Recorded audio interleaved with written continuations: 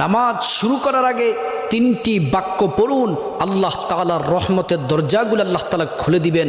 ওই সময় আপনি আল্লাহর কাছে যা চাইবেন আল্লাহ রাব্বুল আলামিন কিন্তু তাই দিবেন। আপনার মনের সকল আশাগুলা আল্লাহ তাআলা পূরণ করে দিবেন।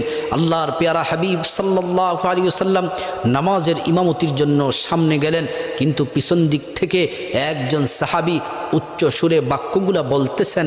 আর আল্লাহ রাসূল নামাজ শেষ করার পরে জিজ্ঞেস করলেন, কে এই বাক্যগুলা পড়েছ? ওই সাহাবী হাত তুললেন। আল্লাহ রাসূল বললেন, তুমি এই দোয়া পড়ার সাথে সাথে আল্লাহ তাআলা রহমতের দরজাগুলা খুলে দিলেন। তুমি ওই সময় যা চাইবা দোয়াগুলা পড়ে আল্লাহ তাআলা তাই দিবেন, সকল আশাগুলো আল্লাহ তাআলা পূরণ করবেন। দোয়াটি হচ্ছে আল্লাহু আকবার কাবীরা ওয়ালহামদুলিল্লাহি কাসীরা ওয়া সুবহানাল্লাহি বুকরাতা ওয়া আসীলা। এই দোয়াটি পড়ার সাথে সাথে আল্লাহ তাআলা রহমতের দরজাগুলো খুলে দেন।